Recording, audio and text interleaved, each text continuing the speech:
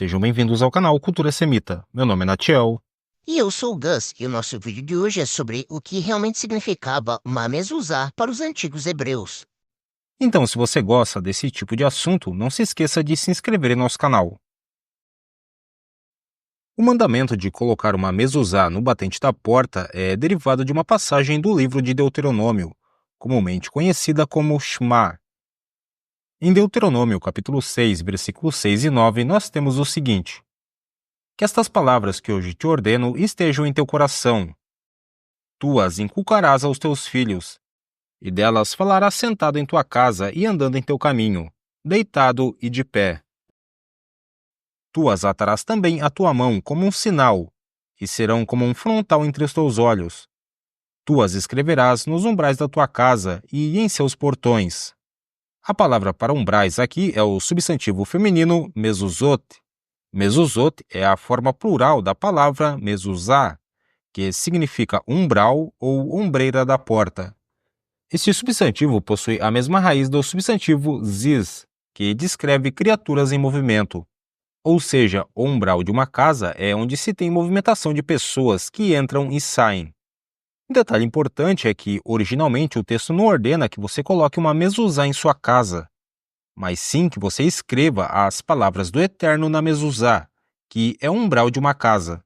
Com o passar do tempo, o termo mezuzá passou a se referir também ao objeto usado para cumprir este mandamento.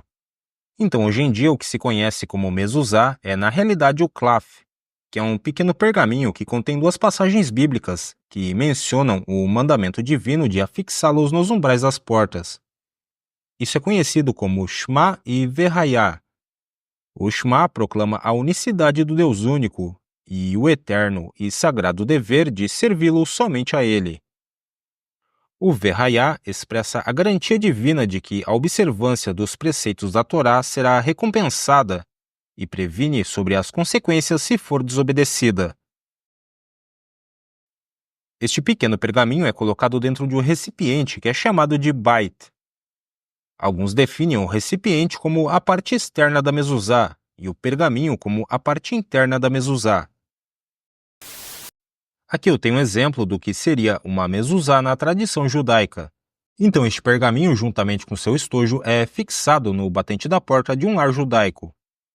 Na tradição ashkenazita, a mezuzá é colocada num ligeiro ângulo, com o topo da mezuzá apontando para a parte de dentro do aposento e a parte de baixo apontando para fora. Nas comunidades sefarditas, a mezuzá é colocada verticalmente.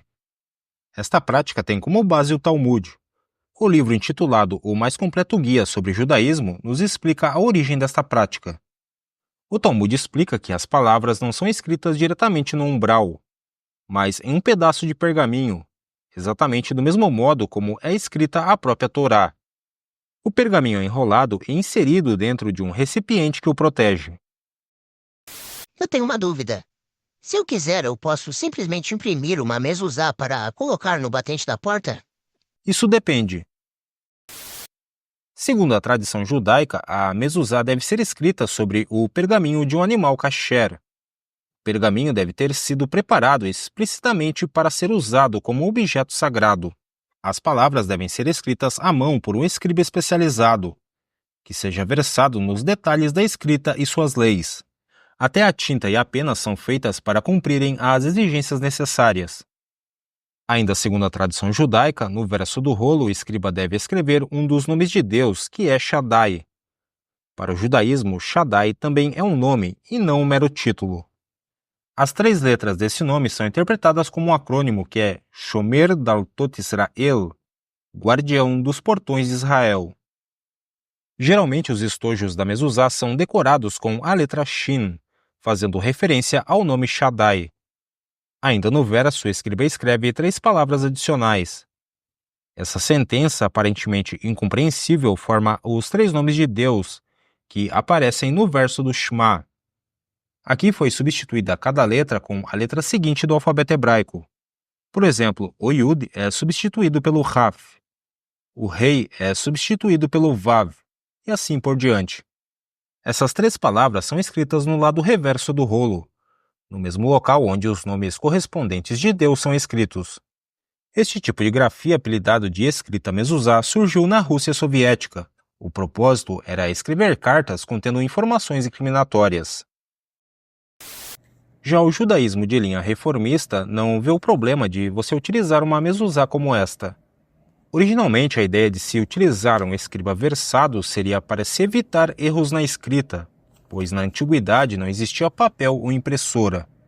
Então hoje, se você comprar uma mezuzá com um pergaminho kasher, você vai pagar na faixa de uns R$ 480. Já uma mezuzá com um papel impresso, você vai pagar na faixa de uns R$ 9. O propósito original da mezuzá era o de ser um lembrete constante da presença de Deus e seus mandamentos. Entre os samaritanos, esta prática é um pouco diferente. Neste grupo, eles selecionam versos da Torá com qualidades particularmente sagradas e uma bênção ou uma mensagem edificante. Então, eles pegam painéis de mármore e gravam estes versos em hebraico samaritano e os colocam em suas casas. Nem sempre eles colocam exatamente na porta. Alternativamente, eles também escrevem os versos em pergaminhos. Algo interessante é que a prática de se colocar inscrições nos batentes das portas não era algo que fosse exclusivo ou novidade para os hebreus. O comentário histórico-cultural do Antigo Testamento nos diz o seguinte a esse respeito: as portas eram a entrada da casa e por isso necessitavam de proteção especial. Existem evidências de que no Egito as colunas das portas tinham inscrições sagradas. Esse tipo de prática servia para preservar a continuidade da vida em um relacionamento mutuamente vantajoso com a divindade, ou evitar as consequências negativas trazidas por situações perigosas. O sangue aspergido nos batentes das portas por ocasião da saída do Egito é um exemplo dessa proteção contra o mal. Enquanto que as inscrições da lei têm um caráter positivo, não de evitar o mal, mas de promover o bem-estar.